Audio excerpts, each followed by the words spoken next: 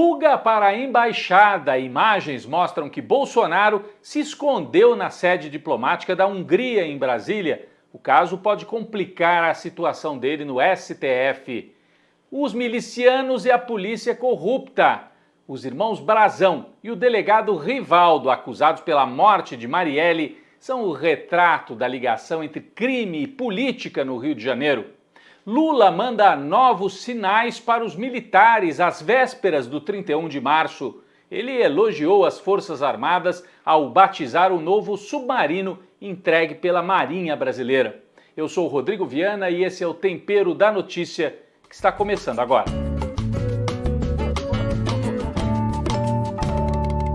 Os desdobramentos do caso Marielle Franco marcaram toda essa semana que passou. As prisões, na verdade, aconteceram no domingo anterior, né? E em parte não houve surpresa. Já se esperava o envolvimento dos irmãos Brazão nesse crime. Quem são eles? Uma família que atua em áreas de milícia no Rio de Janeiro, tem ligação com os milicianos, atua também com construção irregular, condomínio, regularização de terras e mistura tudo isso com a política.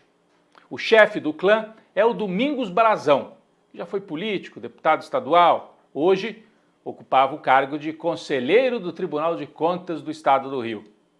E o Domingos Brazão fez o irmão, Chiquinho Brazão, virar deputado federal pelo Rio de Janeiro. Antes, o Chiquinho já tinha sido vereador no Rio. E nessa condição de vereador é que ele entrou em conflito, em confronto com a Marielle, que era do PSOL, lá no Rio. Bom, isso tudo não chegava a ser surpresa, mas onde houve um dado novo. Além dos irmãos Brazão, foi preso um delegado da Polícia Civil, delegado Rivaldo, que era tido como incorruptível. As famílias, o PSOL, família da Marielle, do Anderson, acreditavam que ele ia trabalhar para resolver o crime. Só que não. A Polícia Federal investigou e descobriu que o delegado Rivaldo estava ali para atrapalhar as investigações. E mais do que isso, ele chegou a participar do planejamento do crime. A Polícia Federal conseguiu comprovar isso. O delegado Rivaldo, um militar de formação que depois entrou na Polícia Civil, chefiou o Departamento de Homicídios e foi nomeado para a chefia geral da Polícia Civil do Rio. Por quem? Pelo general Braga Neto na época da intervenção no Rio. Então ficou delineado esse trabalho que envolveu milicianos, um delegado que era pago pelos milicianos para não investigar, para atrapalhar a investigação e que nesse caso ainda ajudou a planejar a morte da Marielle. Bom, foi chocante. O próprio ex-deputado Marcelo Freixo, ligado à Marielle, diz que ficou chocado quando descobriu que Rivaldo, que no primeiro momento chegou a ligar para a família, dizer que ia resolver o crime, na verdade estava envolvido com a execução. Como é que isso repercutiu? O bolsonarismo primeiro tentou vender a seguinte ideia: não, esses irmãos Brazão aí, na verdade são até ligados à turma do Lula, da Dilma. Não é verdade. Absolutamente não é verdade. Eles são bolsonaristas, estão aqui as imagens, fazendo campanha para o Bolsonaro. São ligados à milícia. E se faltava alguma prova, basta ver o que aconteceu na Câmara dos Deputados esta semana. Por quê? Chiquinho Brazão, como é deputado, foi preso, mas a Câmara precisa dar autorização para que ele continue preso. Os bolsonaristas não quiseram que isso acontecesse. Fizeram uma obstrução, pediram vistas do processo para dar chance do Brazão tentar escapar. Então quem é que está protegendo a família Brazão? Os bolsonaristas. Ele é um bolsonarista. Bem, vamos aguardar. Eles serão enviados para presídios federais, os dois irmãos, cada um num presídio, para que não possam continuar chefiando o crime e as milícias no Rio de Janeiro. Esse caso não para por aqui, apesar do ministro Lewandowski ter dito, não, está encerrado. Mas tem uma série de desdobramentos, tem que entender melhor quem mais participou disso tudo. Mas, segundo o relatório da PF, os mandantes são os irmãos Brazão, com a participação do delegado Rivaldo. A semana foi marcada também pela revelação de que Bolsonaro buscou refúgio na embaixada da Hungria em Brasília. Sabe quando? Durante o carnaval. Algo estranhíssimo. Para começar por, né? Segundo, além de estranho, juristas entendem que ele cometeu uma espécie de obstrução à justiça, porque o Bolsonaro é investigado. O ministro Alexandre de Moraes mandou tirar o passaporte da mão dele, diz que ele não pode sair do país. Quando ele vai para uma embaixada, na prática, ele está se colocando fora do alcance da justiça brasileira. Porque se durante o carnaval alguém quisesse encontrar o Bolsonaro, ele estava dentro de uma embaixada escondido. Será que ele foi lá porque estava com medo de ser preso? Estava com alguma informação de que ali poderia haver uma prisão? É a primeira pergunta. Segunda pergunta, será que ele foi lá para realizar reuniões secretas, fazer ligações para quem ele não poderia ligar, porque ele não pode entrar em contato com outros investigados, não pode falar com o general Heleno, general Braga Neto, com a família do Mauro Cid? Será que ele usou a embaixada como uma espécie de esconderijo para fazer articulações ilegais? Bom, muitos juristas defendem que Bolsonaro agora sofrerá prisão preventiva por parte de Alexandre de Moraes, porque ele desafiou a justiça. Mas há uma outra parte que acha, de fato, ele desafiou a justiça, mas o que ele quer é ser preso, para aparecer como vítima. Então, em vez de prender, o melhor é estabelecer outro tipo de punição de medidas cautelares. Por exemplo, tornozeleira eletrônica, prisão domiciliar, proibição de que circule na área das embaixadas. Alexandre de Moraes pediu um prazo para que o Ministério Público dê a sua opinião. O que se deve fazer agora em relação a Jair Bolsonaro? Para completar, além das imagens dele, que foram reveladas pelo New York Times, um jornal estrangeiro, né? Conseguiu essas imagens? Como será que conseguiu, né? Quem é que fez chegar ao New York Times? Mas o fato é que o Bolsonaro estava ali escondido, não contou para ninguém e recebeu uma visita, que agora se confirma, foi a visita do filho, Carlos Bolsonaro. Por que o filho vai visitar o pai que está na embaixada? Por que isso? O Bolsonaro disse que estava ali porque foi fazer contatos internacionais. Levou cafeteira, levou roupa. Será que ele pretendia ficar mais tempo escondido na embaixada e depois se arrependeu? O que o Carlos Bolsonaro, o filho dele, foi fazer lá? Ele aparece com uma mochila, com uma mala. O que ele foi levar para o pai? Algum equipamento eletrônico?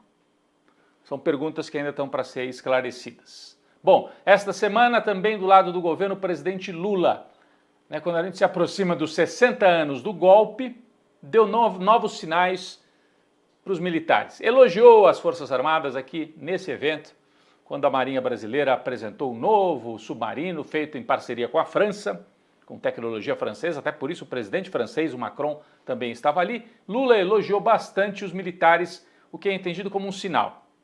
Ah, vamos punir a turma do 8 de janeiro, mas não vamos entrar em conflito com as Forças Armadas como um todo. Vamos ver um trecho da fala de Lula. Parabéns à Marinha Brasileira, parabéns, ouço pelo trabalho, parabéns aos ex-comandantes, e tenho certeza que esse carinho que nós temos com a Marinha, nós temos com a Força Aérea Brasileira, com a Aeronáutica, e nós temos com o Exército Brasileiro, porque um país do tamanho do Brasil precisa ter forças armadas altamente qualificadas, altamente preparadas, a ponto de dar resposta, de garantir a paz quando o nosso país precisar.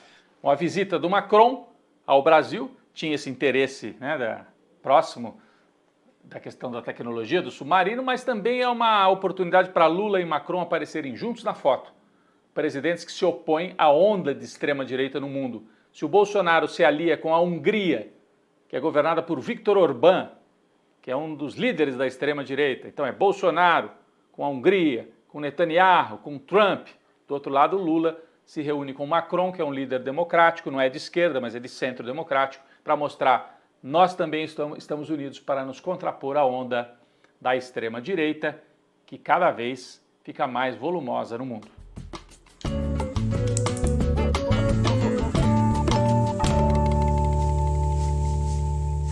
Na panela de pressão estão as relações entre Brasil e Venezuela nesta última semana. O que aconteceu? O Itamaraty, Ministério das Relações Exteriores do Brasil, emitiu uma nota manifestando preocupação com o processo eleitoral venezuelano. As eleições para presidente lá acontecem em julho, agora em julho de 2024. O Brasil participou de um grupo para intermediar a crise política na Venezuela e permitir que a oposição participe livremente das eleições. Só que a principal candidata da oposição não conseguiu se inscrever. A Venezuela não conseguiu explicar direito por quê ela não teve acesso ao sistema eleitoral para finalizar sua inscrição. Outros candidatos de oposição vão concorrer com o Nicolás Maduro, mas o Brasil manifestou a sua preocupação e estranheza com esse fato. Disse que isso, inclusive, contraria o que foi acertado nos acordos feitos com a participação do Brasil. A Venezuela respondeu, diz que o comunicado do Brasil parece uma nota escrita pelo Departamento de Estado dos Estados Unidos, como se o Brasil fosse uma filial dos interesses norte-americanos. Mas poupou Lula. O documento da Venezuela criticou o Itamaraty, respondeu o Itamaraty, mas disse que o Lula é um amigo da Venezuela. Bom, isso mostra, é claro que o Itamaraty não agiu sem o conhecimento de Lula. Foi um recado do Brasil para a Venezuela e também um recado interno aqui. O Lula manda um sinal para os setores mais moderados, centristas, que não gostam de ver o Brasil tão ligado a Nicolás Maduro. Consideram o Nicolás Maduro um governo autoritário. É verdade que ele enfrenta um duro bloqueio e tentativas de golpe por uma oposição financiada pelos Estados Unidos. Mas ainda assim o Brasil quer uma solução democrática e Lula quer aparecer não como um aliado incondicional de Maduro, mas como alguém que preza a democracia. E isso é importante para quê? Para manter a frente democrática aqui no Brasil e com isso Lula se fortalecer não só com a esquerda, mas também com os setores de centro. Isso é importante pensando em 2026 e enfrentar a extrema-direita bolsonarista. De qualquer maneira, as relações entre Brasil e Venezuela vão para a panela de pressão.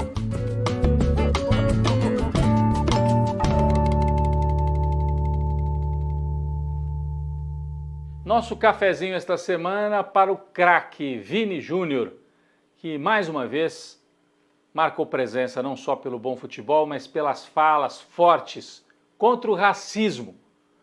Vini Júnior estava com a seleção brasileira na Espanha para um jogo amistoso contra a seleção espanhola. Ele atua na Espanha, né, no Real Madrid, e falou mais uma vez sobre o racismo, se emocionou muito, ele que trava essa luta contra torcedores racistas, contra manifestações racistas lá na Espanha. Vamos acompanhar um trecho. Cada vez eu estou mais triste, cada vez eu tenho menos vontade de jogar,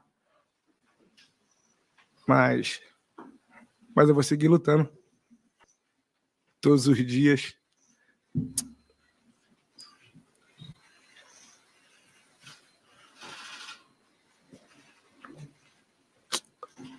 Bom, qual é o contexto disso? O Vini Júnior, quando vai atuar pelo Real Madrid, em várias partes da Espanha, houve gritos racistas nos estádios. Isso se tornou uma onda tal que, às vezes, mesmo quando o Real Madrid não está jogando, outras torcidas nos estádios gritam contra ele. Então ele virou um personagem que incomoda demais os racistas. É uma coisa assim dessa onda extremista e que querem incomodar o jogador e usam esse expediente. Ele tem se manifestado dentro de campo às vezes, vai para a torcida, manda parar, dá entrevista. Ele não recua. E acho que isso é que os racistas não perdoam. Queriam que ele abaixasse a cabeça. Eu vi até um ex-jogador brasileiro que também atuou lá na Espanha dizendo: o Vini Júnior tinha que deixar isso para lá. Essa história de racismo sempre teve. Tem que fingir de conta que não é nada. Não. Isso foi feito durante gerações e não deu certo, né? Quanto tempo mais a gente vai fingir que não existe esse problema? O Vini Júnior não aceita isso. E muita gente já não aceita isso no mundo. É claro que tem um limite pessoal, físico. Olha como é que ele se emocionou, porque isso tem um desgaste pessoal. Eu até achei muito forte ele dizer: olha, eu só queria jogar futebol. Era isso que ele queria também, se ele pudesse. Mas como ele tem uma voz poderosa e ele tem uma história, ele resolveu não deixar para lá. O Vini Júnior tem duas tribunas muito fortes. O Real Madrid, time mais vitorioso no mundo, considerado por muitos o maior clube de futebol do mundo, e a seleção brasileira mais vitoriosa na história das Copas do Mundo. Então ele tem duas tribunas para usar também nesse combate. É claro que a gente entende, se ele quiser recuar um pouco, diminuir, porque ele não tem uma missão no mundo de fazer isso sozinho. Ninguém deu a ele essa missão. Ele está fazendo porque acha que tem que fazer mas merece o nosso apoio. Aqui no Brasil a gente sabe como essa luta é importante. Um cafezinho especial para o Vini Júnior, uma voz poderosa contra o racismo.